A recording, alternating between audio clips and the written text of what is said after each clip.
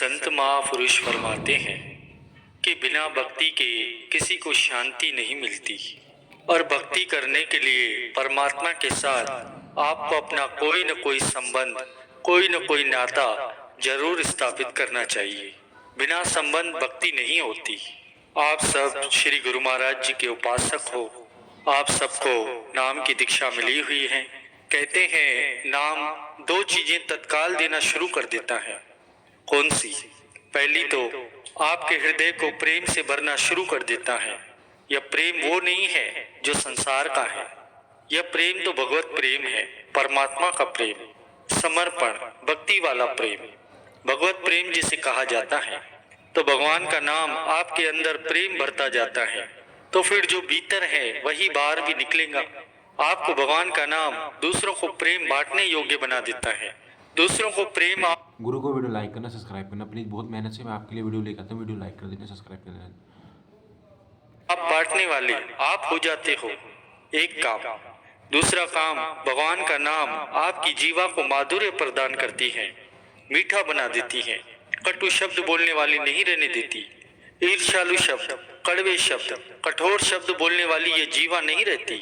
ये भगवान के नाम का तत्काल प्रभाव। फिर से सुनिए, भगवान का नाम जितना आप जपोगे उतना आपके अंदर परमात्मा का प्रेम, उनके प्रति अनुराग, भगवत प्रेम बढ़ता जाएगा। आपकी जीवा मीठी बोलने वाली हो जाएंगी। ये भगवान का नाम इतना मीठा है, अमृत की गोली मुख में रखी जैसे टाफी मुख को तत्काल मीठा कर देती है, ऐसे ही भगवान का नाम जपते ही ये जीवा अमृत में बन जाती है, मीठी वाणी बोलने वाली हो जाती है। जो दूसरों को बांटता है वो कभी गरीब नहीं रह सकता। सुख बांटोगे तो परम सुख परमात्मा आपको देगा। जो कुछ भी बांटोगे आप, परमात्मा आपको संपन्न करता रहेगा। संत महापुरुष फरमाते हैं, कहते हैं कि ऐसी जगह ढूंढो जहां एकांत हो। सुबह उठना और भी महत्वपूर्ण है। सब सोए हुए हैं, आप जागे हुए हैं। इससे बढ़िया एकांत और क्या होगा। आपको कहीं जाने की आवश्यकता नहीं। जहां हो वही एकांत। कहाँ जाओगे छोड़कर? उसी जगह को, उन्हीं परिस्थितियों को एकांत की स्थिति बनाइए। सब सोए हुए हैं, उठो, 1 घंटा नाम का जाप करो, पुकारो उस परमात्मा को, प्रेम पूर्वक पुकारो। उस वक्त सिवाय परमात्मा की आपकी बातें सुनने वाला और कोई नहीं है। क्या चाहिए आपको? सुनने वाला है, जिसे सुनाना है, जिसे सुना रहे हो। 1 घंटा नाम का जाप करो। जप करते करते आधा घंटा ध्यान में प्रवेश कर जाओ। आधे घंटे के ध्यान में बैठो। क्या करना है उस वक्त? परमात्मा के गुणों को याद करना है। देखो आधा घंटा कैसे बीत गया। तू सच्चिदानंद घन परमात्मा है। तेरा लाख लाख धन्यवाद परमात्मा। मैं कभी जिंदगी में पहले 4 बजे नहीं उठा था, तूने कृपा करके मुझे उठा दिया। मैंने भगवान कभी नाम नहीं जपा था। इस मांस के लोथड़े को अच्छा बोलना कभी आया नहीं था। आज भगवान का नाम जपा है। सर्वोत्तम काम आज किया है। यह सब तेरी कृपा का ही प्रतिफल है। हे मेरे सतगुरु, तेरा लाख लाख धन्यवाद। तेरी वाह वाह, वाह वाह मेरे भगवान, मेरे सतगुरु। इन्हीं बातों में ही आधा घंटा बीत गया। सच्चिदानंद घन परमात्मा, सर्व अंतर्यामी परमात्मा, तू सबके हृदय में विराजमान है। मेरे हृदय में भी तू विराजमान है। एक सेवक की दिनचर्या किस प्रकार की होनी चाहिए? भोजन सात्विक हो, जीवन में सात्विकता बनी रहेगी। अधिक नहीं खाना, कम नहीं खाना, सात्विक भोजन लीजिए। इस सारे के सारे संसार को परमात्मा का साकार रूप मानो। ये सत्य है। परमात्मा की प्राप्ति के लिए प्रेमियों जो प्रयास किए जाते हैं उसी को साधन कहा जाता है। हम सब प्रयास कर रहे हैं, पहले जप, फिर ध्यान, फिर सात्विक भोजन। इस संसार को परमात्मा का साकार रूप मानिए। संसार सेवा स्थली है। यहाँ सेवा करके तो अपने कर्मों का ऋण चुकाने के लिए आए हैं। मत भूलिएगा इन शब्दों को। पुत्र को पालते हैं, किसी का कुछ करते हैं, किसी का कुछ करते हैं। ये एहसान नहीं कर रहे हैं हम किसी के ऊपर, अपने किए हुए कर्मों का ऋण चुका रहे हैं। एक साधक को ऐसा समझना चाहिए। सेवा कीजिए, प्रेम पूर्वक व्यवहार कीजिए, प्रेम पूर्वक बर्ताव कीजिए सबके साथ।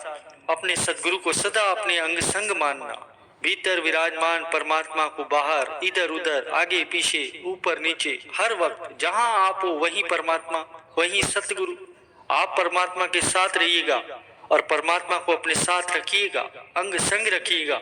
तब आप पाएंगे कि अपने ऊपर आसपास जो कुछ भी घटित हो रहा है सब स्पष्ट दिखने लगेगा। छोटी छोटी बातों में बहुत कुछ कहा गया है। सब कुछ जीवन में उतारिए, साधना सफल, परमात्मा की प्राप्ति हो जाएगी, परम शांति की प्राप्ति होगी। आपके अंदर परमात्मा की गति प्रवाहित होने लगेंगी। जो भी आपके संपर्क में आएगा गंगा जल पिएगा, प्रेम अमृत पिएगा, भक्ति का अमृत पिएगा, उसके अंदर भी भक्ति प्रेम का संचार हो जाएगा। आपको जैसे जुकाम लग जाता है तो जो भी आपके संपर्क में आता है उसको भी जुकाम हो जाता है, वो बच नहीं सकता। परमात्मा की गंगा, परम शांति की गंगा अपने अंदर प्रवाहित कीजिएगा।